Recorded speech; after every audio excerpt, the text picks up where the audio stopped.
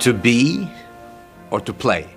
Do I play the music or am I the music? Do I become the music or do I just play the music?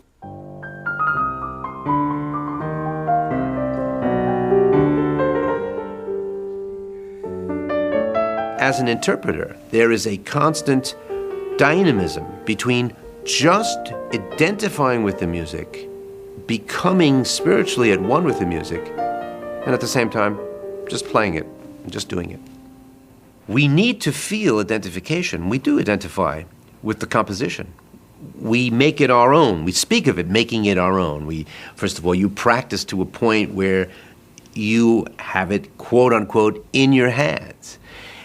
And the time that it takes to do that, you develop an emotional relationship as if you had been conversing with that piece, as if that piece had been talking to you and you are talking back to it.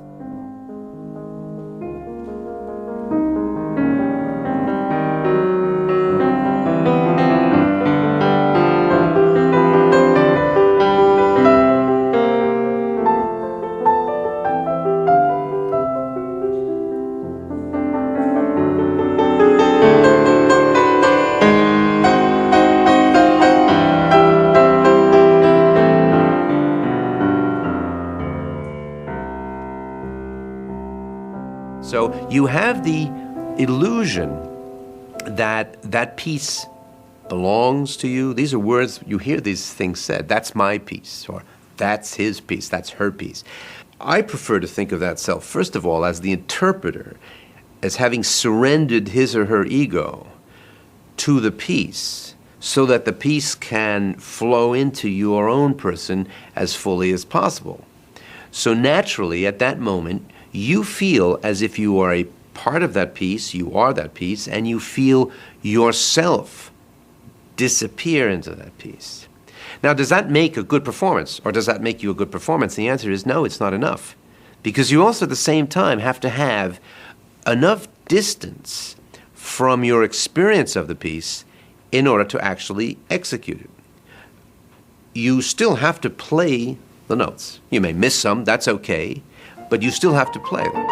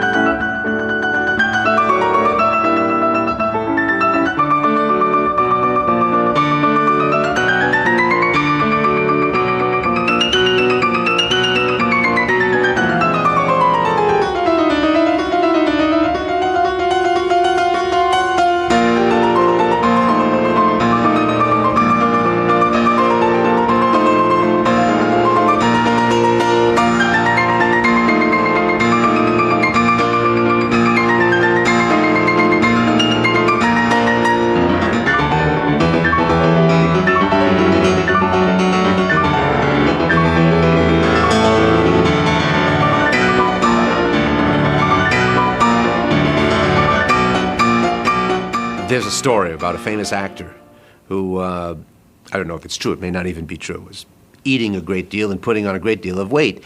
And Sir Laurence Olivier said to him, "Why are you doing that?" And he said, "Well, I'm going to be playing a role about a very fat person and I want to see what it feels like." And to which Olivier said, "Why don't you try acting?"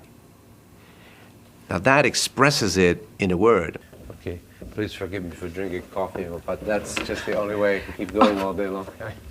And please forgive me for missing every other note. All right, well, please forgive me for not following you correctly. Okay.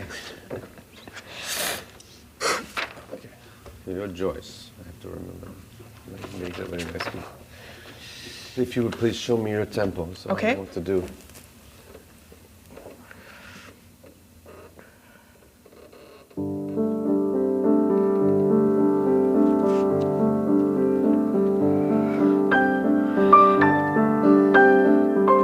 This is an illusion that we have, however, when we perform a piece of music to which we identify, because we have at that moment the impression that we are one with the composition and one with the composer. And in a way, maybe that's necessary. just the way an actor could imaginably believe he's Hamlet, or certainly he makes us believe he's Hamlet.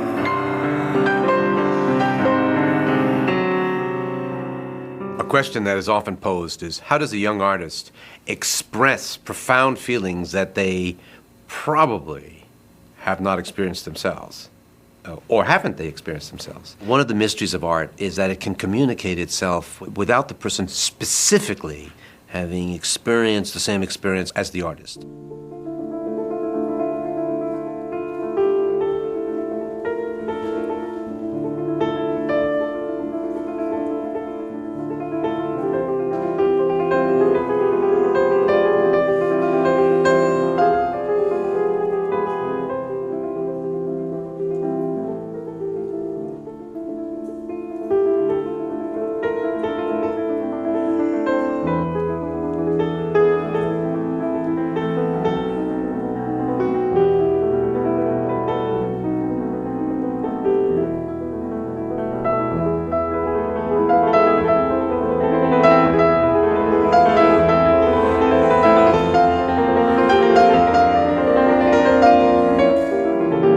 Turning back to the young artist, can an artist intuitively feel all of those feelings? And the answer is absolutely yes. There is a musical intuition,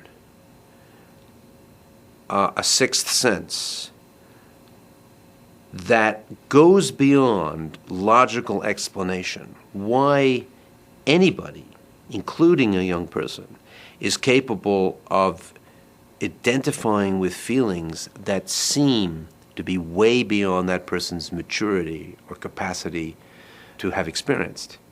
So I have very little patience when people come to me and say, well, that pianist is 19 years old, that pianist is 22 years old. They can't possibly move me, or they can't possibly have the experience necessary to play that piece.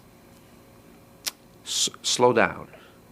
We have seen it, and very often is the case, that people have extraordinary sensibility at a very young age, and they are able to bring that to their instrument and to their audiences.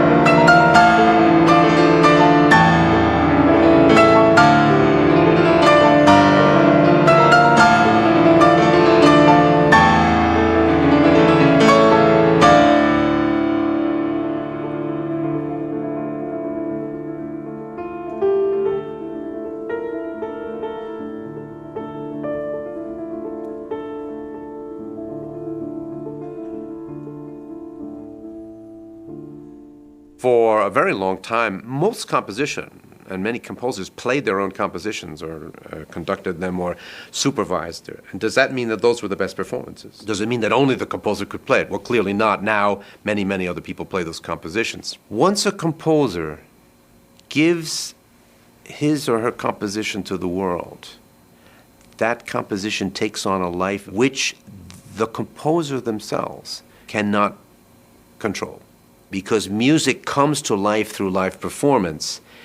In fact, it will live and it will go through transformations over the generations and over the centuries in which it is played, to the point, to who knows to what degree those composers would recognize today what they actually wrote way back then.